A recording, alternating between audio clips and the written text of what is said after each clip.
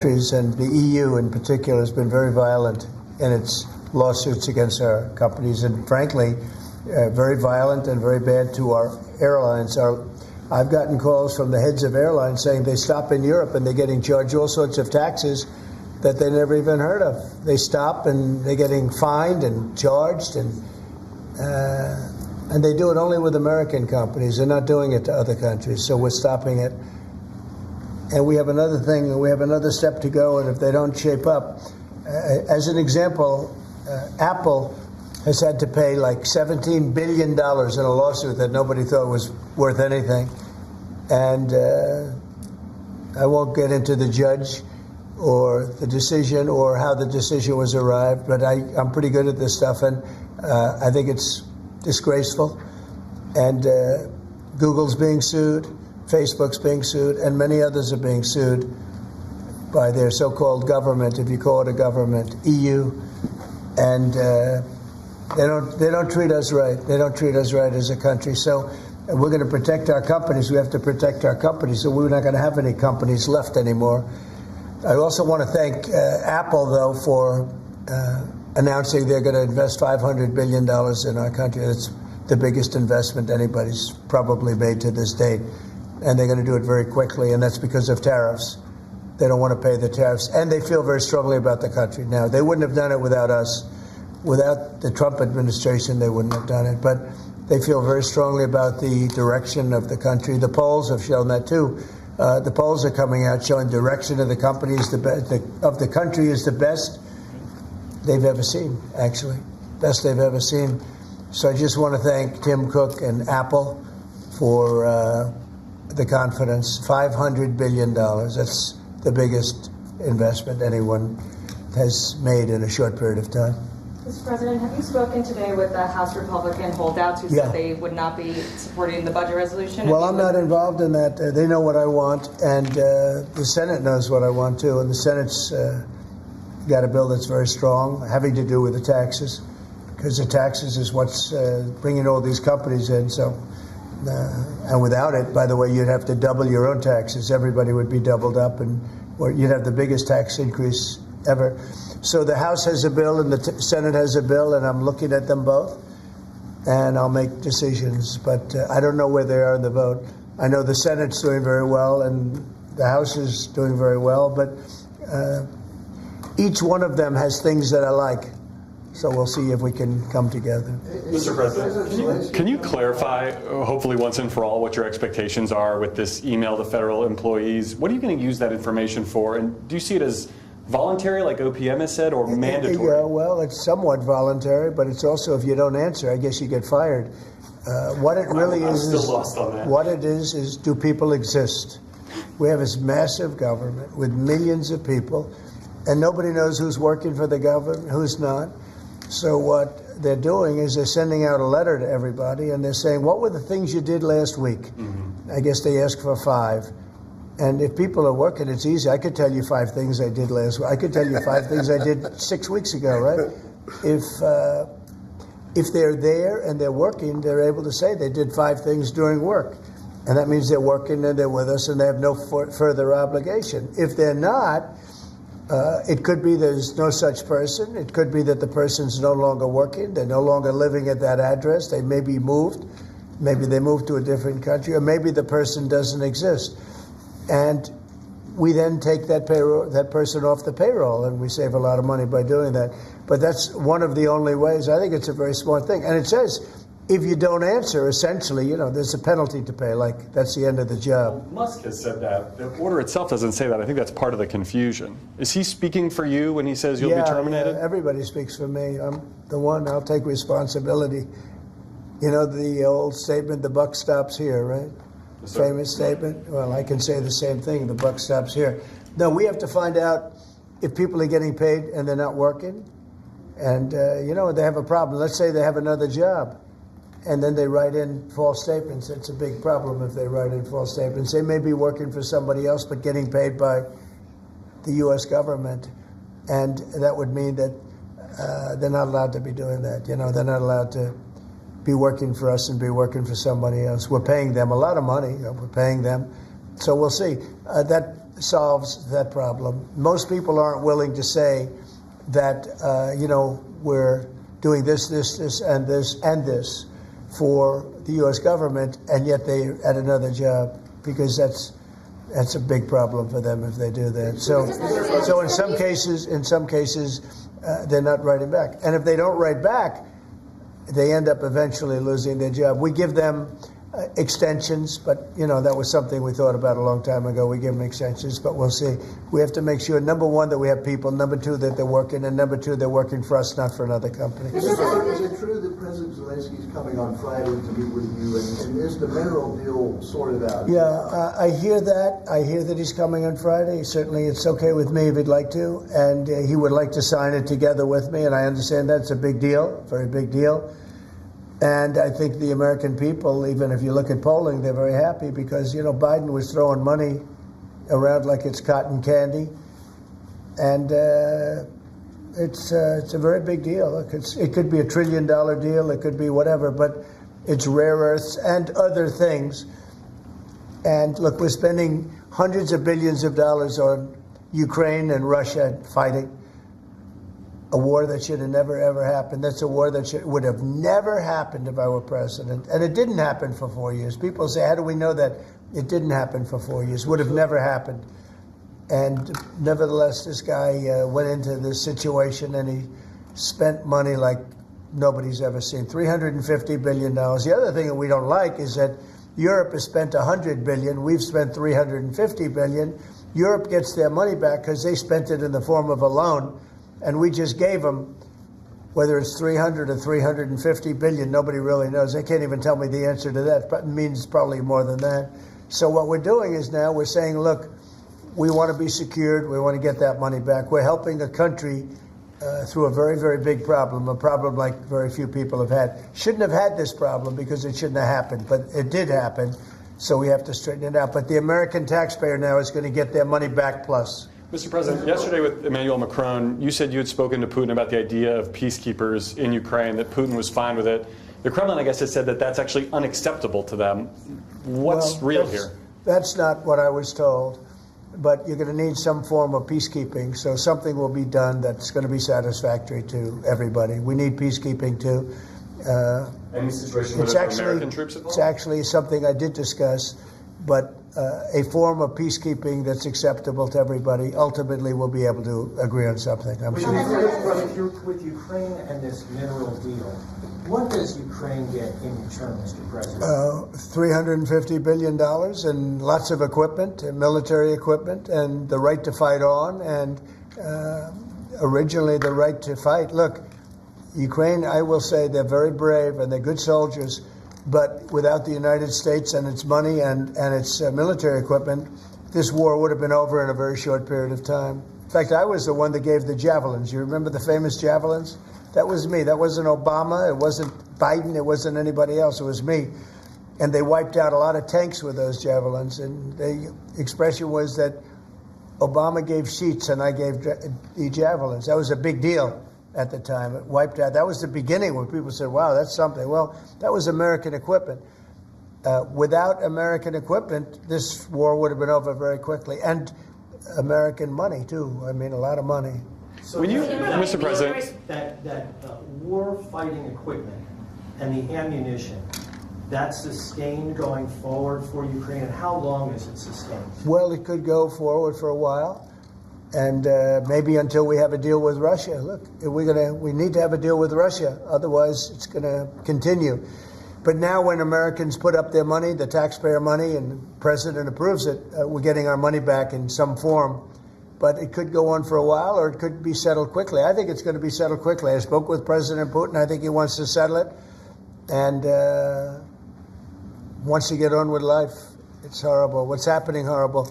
Thousands of soldiers a week are being killed, and others too, but especially on the battlefield. Thousands a week are being killed, and we want that to end. Mr. President, when you spoke Brian? Yes. Okay. Real quickly, Carolyn Levitt, your press secretary, sent an earthquake through that briefing room earlier today announcing that the WHCA would not have any control over placing media in the seats in the briefing room. Just want to get your thoughts on that. And also on Air Force One, it's trending on X. People are talking about it. Get your thoughts. Well, we're going to be now calling those shots. As you know, we won that lawsuit right there. See, the Gulf of America, which is a beautiful name. Most people agree. I don't know. It's, AP has been terrible. Look, I think they're radical left. I think they're third-rate reporters. I know the specific young lady that works on the account is terrible. She's a radical left lunatic, as far as I'm concerned. They don't treat us fairly. That's number one. And number two, they had no right to do that. This is the Gulf of America. And if you look at that shoreline, look at that shoreline. Look, from Florida, well, most of it it's called America. And vast majority, like big numbers. So I'm just admiring it as I look at it. I'm getting teary-eyed, but I don't want you to say Trump broke down and started crying. No, how beautiful is that? Look at the shoreline. Look at that. Well, that's America. Can I shift our attention to Canada real quick? Yes, please. Last week, I spent some time with 2 government officials from Canada. I was asking them how realistic is it that Canada would be the 51st state. Yeah. And they told me there is a path. Alberta is first, and if they sign on, Saskatchewan would follow, and then you go west to British Columbia. There is a movement in Canada to join us. I want to get your thoughts on that and how that's proceeding. So it's true. Thank you, Brian. It's true. A lot of people in Canada are liking becoming our beautiful, cherished 51st state. They'll have to pay much lower taxes. They'll have the ultimate security. You know, they don't pay very much for security right now because they rely on us, which is really unfair to us. They make cars that we could make, and they send them back into the United States. They make a lot of things, including the sending of oil and everything. We don't need their oil. We don't need their lumber. In fact, we're going to be freeing up, and I've asked Howard Lutnick to get that done with Lee and everybody, Lee Zeldin, environmental. We're freeing up our forests. We're going to be able to take down trees. Right now, you know, we're so restricted environmentally. We're going to be freeing it up with an emergency order. We have an emergency order, and we're going to be freeing up our forests. We have more forests than almost anybody, and great lumber, great trees. We don't need anybody's trees. We don't need trees from Canada or anybody else. In fact, we have to put the slits, as they call them, the area, 50, 60-yard area in between areas of trees. It stops the fires. And frankly, California should have been doing that for years. It's almost getting late. They're going to run out of forests the way they're going. What a shame. And by the way, the water is flowing in California. I hope you people have seen it. But the water is flowing. Do you have a picture of that? I'd hold it up. Do you have a picture of that? Get a picture of it, please. You know, we had a little skirmish in California. I can't believe we had to do that. But we opened up the water in California. The water was flowing into a place called the Pacific Ocean, which for the Pacific Ocean is only a drop. But for us, it's more water than we can use in California. So I'll get you some photographs, but it's a beautiful sight. The water is flowing in California. Beautiful water from the Pacific Northwest and beyond. And it flows down, and instead of being routed out to the Pacific Ocean, and this has been going on for 20 years more in order to take care of a certain species of fish, which wasn't doing very well without water, I can tell you. So that's a big deal. It's like not reported. It's incredible. But California has a lot of water. That's going to take care of farmers. It's going to wetten up the land. And it's going to go all the way down to Los Angeles, where they have curfews on water, where they have all sorts of blocks on water. You can only use so much. We're going to put until just recently, they were going to put a number of gallons per person living in a house in Beverly Hills on water. You're not going to have that problem anymore. Do you have a picture? Let me just see what that looks like. How beautiful is that? Look at that beautiful water flowing. Look at that. That's coming in the dikes and other means of transportation. Isn't that beautiful? Who would believe that? It's all water they could have had. I went to the governor during my first term and I said, why don't you do this? And they said they have an environmental problem with clean water. if this water were there, you wouldn't have had those fires. You had sprinklers. They make people put sprinklers in the ceiling of a home, and they had no water in them. With this, they would have had a lot of water in them. They would have all been full. They would have had you would have had a whole different deal down there. You probably wouldn't have had a fire, but if it was, it would have been small, would have been put out. You had the fire hydrants not working in California. So it's a beautiful site. These are canals that were built. These were all built. And you saw them for years. They were empty, concrete. They call them the V-shapes or the half pipes. And they're shaped different forms, but they're shaped, and they rush down through the farm areas where the farmers can take it and down to Los Angeles. And they were sitting empty for years. And now look at that. Look at that way it looked. It wasn't easy. We had to be very unfriendly to get into those areas. We opened it up. Mr. President. I essentially attacked California. Can you believe it? I attacked California. Let's go. At the outset of your administration, sir, you committed to ending the weaponization of government, to holding those accountable who participated in the weaponization of government. Hold it. This is a good one. Is everybody listening? Deranged Jack Smith. We're going to call it the Deranged Jack Smith signing or bill. Go ahead. One law firm that provided pro bono legal services to the special counsel's office under Jack Smith's leadership was Covington and Burling. As a result of those actions, we're now going to be suspending and putting under review the security clearances for the attorneys and employees at that firm who worked with Jack Smith's team. And we're going to continue holding the people who were responsible for the weaponization of government and who supported it accountable for what they did. And you'll be doing this with other firms as time goes by, right? We're looking at sort of the whole panoply of options. The weaponization of our system by law firms, even pro bono work they're doing just in order to clog up government, stop government. And nobody knows about it more than me. And hopefully that'll never happen again.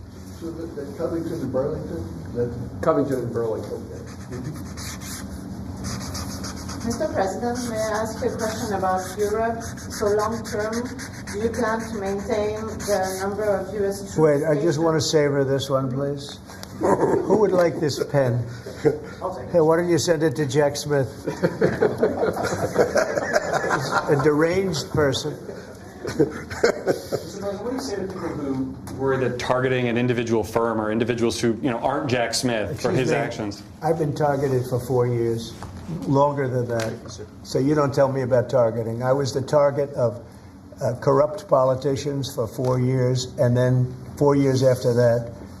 So don't talk to me about targeting. Yeah, go ahead. Mr. President, there are approximately 2 million federal employees right now. By the end of your term, what do you expect that number to be? What would you like that number to be? Well, it'll be lower, but I can't tell you. Everybody knows I ran on downsizing government, but making government better. I ran on tariffs and making our country rich, and that's what's going to do. We're going to be doing something else that's going to be very, very good. We're going to be selling a gold card. You have a green card. This is a gold card. We're going to be putting a price on that card of about $5 million, and that's going to give you green card privileges plus. It's going to be a route to citizenship, and wealthy people will be coming into our country by buying this card. They'll be wealthy, and they'll be successful, and they'll be spending a lot of money and paying a lot of taxes and employing a lot of people. And we think it's going to be extremely successful.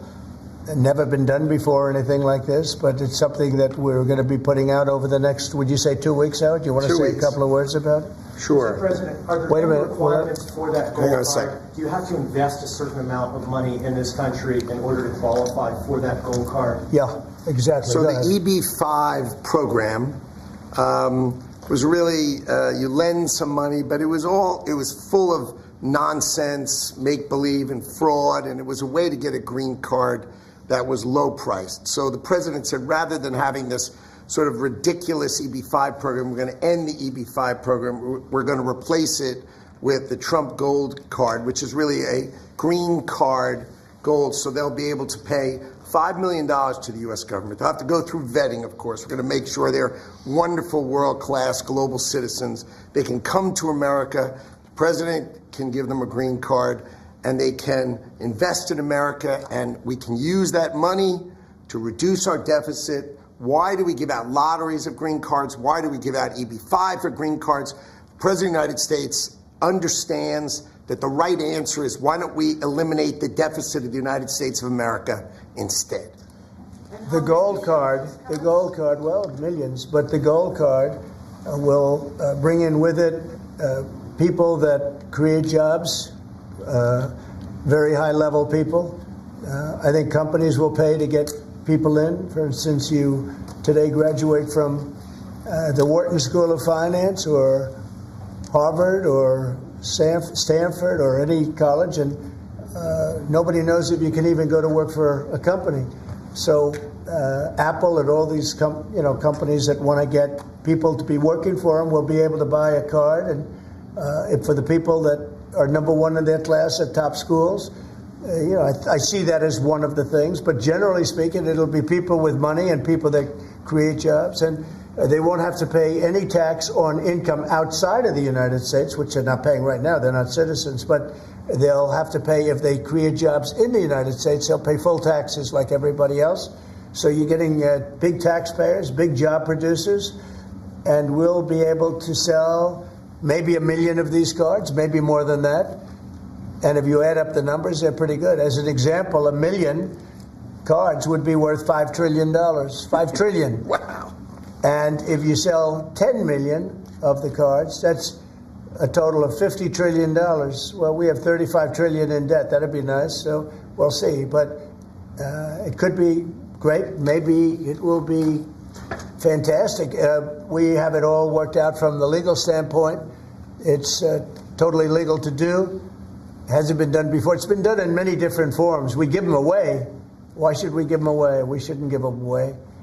And I think it's something very exciting. I think it's potentially just something that we're all very excited about. So it's a gold card. It's somewhat like a green card, but at a higher level of sophistication. It's a road to citizenship for people. And essentially people of wealth or people of great talent, where people of wealth pay for those people of talent to get in, meaning companies will pay for people to get in and to have long-term status in the country. And I think it's something we're very, very happy about. Would you have anything to say about that? Well, many other countries, by the way, do this, including, of course, your 51st state does that. And the money's earmarked for deficit reduction? It may be earmarked for deficit, but it actually could be more money than that. I mean, if you did 10 million, you'd have $15 trillion left over. But generally, it's going to be paid down debt, yes. Do you need Congress for this? Do you think you need them to pass a law? No, we don't need Congress, no. Because we're not doing citizenship, we're doing the card. I see. It's a path to citizenship, a very strong path to citizenship, but we're not doing the citizenship. For that, I'd have to get Congress. And would all countries be eligible for this gold card? Depends. The countries largely, the people will be vetted very carefully. Mr. President, on Ukraine, would you provide military support for Ukraine in the future under a peace agreement? Say it again louder.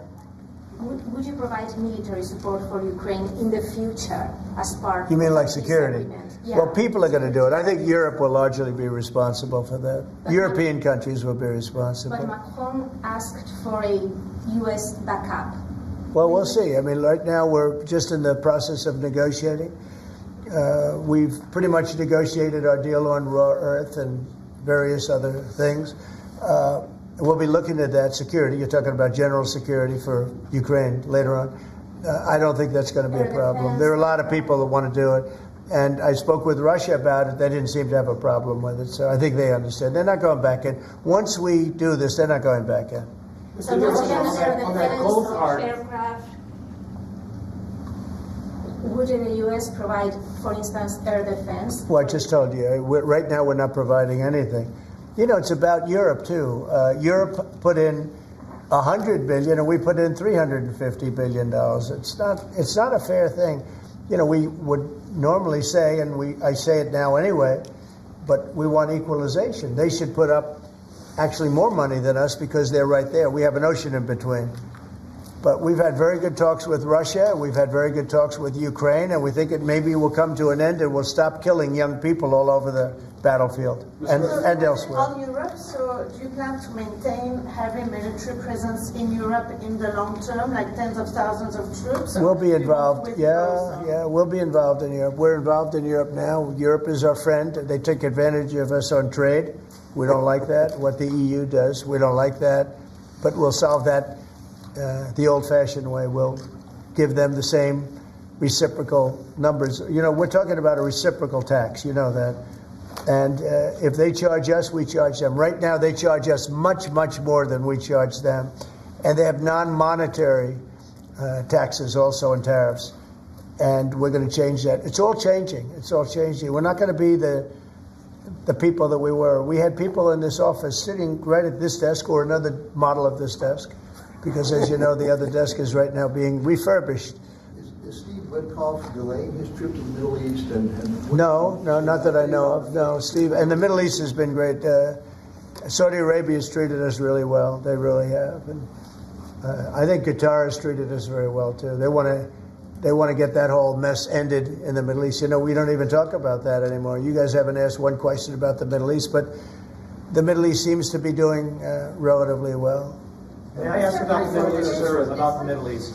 For months, even before you were elected in November, you've spoken about your desire to free all of those hostages that have been held by Hamas since October the 7th, a year and a half ago. And just a few weeks ago, you gave an ultimatum. You said if they're not all released by noon on February the 15th, there would be hell to pay. Is Hamas thumbing their nose at you, Mr. President? No, I think the opposite. So, as you know, they weren't going to release any more hostages. And I said there's going to be hell to pay. And then they agreed that they were going to release the hostages that they had agreed to release, plus an extra one.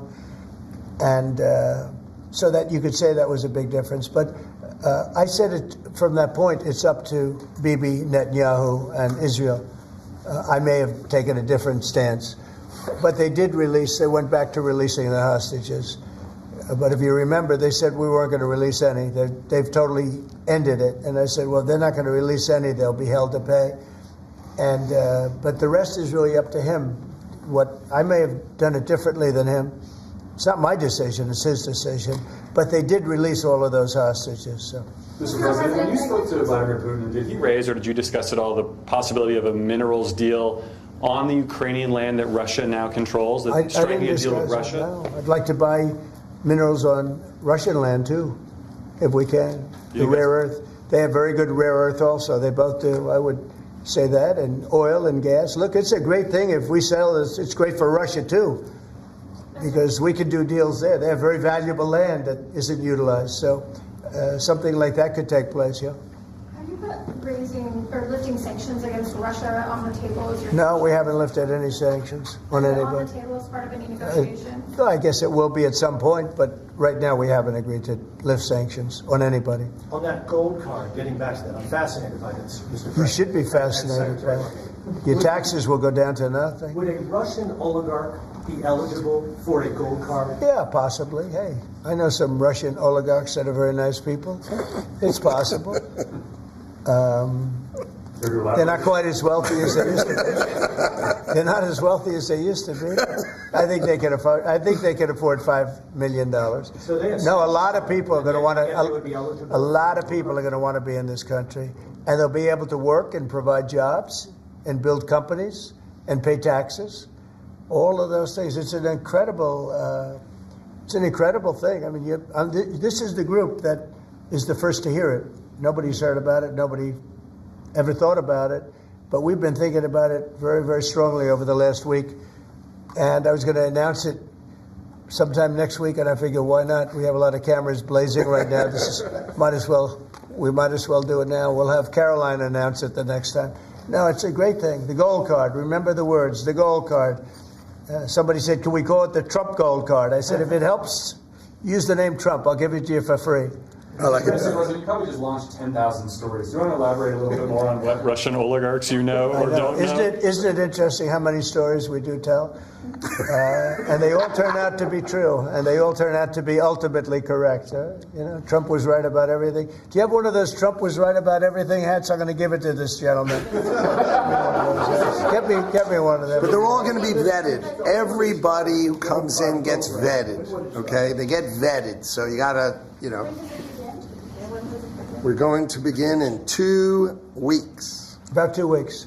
The sale will start in about 2 weeks. Mr. President, do you see a more active role for Zelensky now, given the status? I hope so. I mean, look, I think that we want to get that country back on its feet. And right now, it's been destroyed. It's so here, give me this here.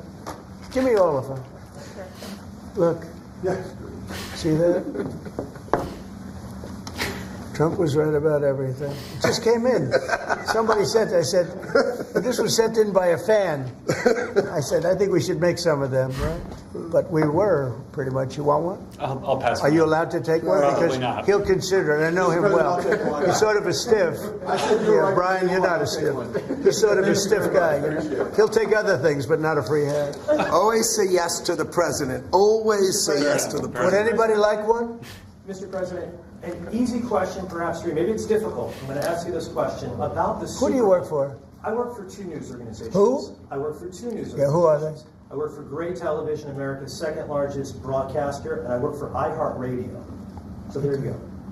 But let me ask you the easier, tough question, Mr. President. The Philadelphia Eagles won the Super Bowl. Are they being extended an invitation? They will be. We haven't yet, but we will be. I thought it was a great performance by them, and absolutely they'll be extended that invitation. Would you do that right away, by the way? We'll do it right away. We're going to do it sometime today, and they deserve to be down here, and we hope to see them. We have a lot of we just had the great hockey team, as you know, Florida come here. We have many of the great athletes come that win things. What's the main obstacle holding up this PGA Tour Live Golf? Well, they have to get together. They've had a lot of discussion back and forth. They both are meaning well, and a deal will ultimately happen. I think it'll happen pretty quickly. It'll be nice to see the golfers, the best golfers, be able to play against each other. What's your role been in this whole process? Just to help expedite it. Tiger was here. Adam Scott was here. Jay Monahan was here the other day. Just to really help expedite it. We had Yasser here from Saudi Arabia, great guy. These are all great people, and they want to work it out. So if I can help them work it out, I don't get anything out of it. If I can help them work it out. I just think golf, it's very much of an individual sport, and you want to see the best players playing against each other, not playing in 2 different locations, right? What's going to be more challenging, a PGA Live deal or a Russia-Ukraine deal? I think the PGA deal is much more complicated. Sir, may I ask you the Middle East question, if I may? What's your take on what's happening in the West Bank and what Israel? Well, it's some movement up there that a lot of people are concerned about. And there's been a lot of Israeli movement. They're up there for a reason. All of a sudden, maybe they're not feeling so good about that. So that would be terrible. I hope that doesn't happen. But there is movement up there that nobody knew about. Right? You know that, right? Yeah, and when you say, are you concerned about it as well? I'm concerned about everything. I want the world to be peaceful. When I left here, we had no war. We had defeated ISIS in less than 4 weeks. In fact, I took the general that defeated ISIS and I put him in charge of the whole ball game, because that's what we want. We want winners. Raisin Cane, Raisin. When I heard that name, I said, I like that name. That's the kind of general I like. So we'll see. But he was great. He's a great soldier. Not a politician, a soldier, a real soldier. You know that, Brian. This guy was the real. This guy's the story a million times. Yeah, this guy's the real deal. He is. And I think he's going to do a great job. But think of it. We had no wars. We had no problems. We had no inflation. We had no problems. And then all of a sudden you have October 7th in Israel, which was horrible. And then you see what happened with Ukraine. Russia would have never gone in if the election weren't rigged. It was a rigged election. The 2020 election was rigged. And we got out of it. And you see what happened You see what happened to our country? Inflation, Afghanistan, that horrible withdrawal from Afghanistan. I think when Russia saw what happened in Afghanistan, they said, wow, it's a paper tiger. We're not a paper tiger. We are the strongest military force in the world. And by the way, Pete Hegseth is doing a great job. But we didn't have wars. We didn't have inflation. We had a strong border. We had everything going good. And then Biden got in, and he's, my opinion, the worst president in the history of our country. I think Jimmy Carter was a very happy man when he passed away 2 weeks ago. What are you expecting at the cabinet meeting tomorrow? It's going to be a cabinet meeting, and I'll preside. Unlike Biden, I'll preside over my own cabinet meeting. Mr. President, how would you compare your cabinet in your second term to your cabinet that you had in your first term? Well, I had some great people my second term. I think this is deeper. I think it's better because it's deeper. I had some people that I didn't really like too much in my cabinet, but I didn't know Washington then. I was a New York person. I knew New York intimately, but I had to rely on people. I had great people. Look, we got the biggest tax cuts in history. I rebuilt the military. But we did so much. We did unbelievable. Even right to try. Somebody was saying today they were saved by right to try. We did right to try medically. We did transparency medically. That was a big thing, but Biden canceled that one. He didn't cancel right to try, which is interesting. He didn't cancel Space Force. He was going to cancel Space Force. Space Force is turning out to be invaluable. Amazing. We created Space Force. But think of it. We rebuilt our entire military, and now we're going to have to patch it up a little bit again because of what's happened. No, this was a grossly incompetent administration. The only thing they were good at was cheating in elections and the weaponization of government. Thank you very much, everybody. Thank you. Thank you, guys. Thank you, guys. Thank you. Thank you, guys. It's a bedtime potato.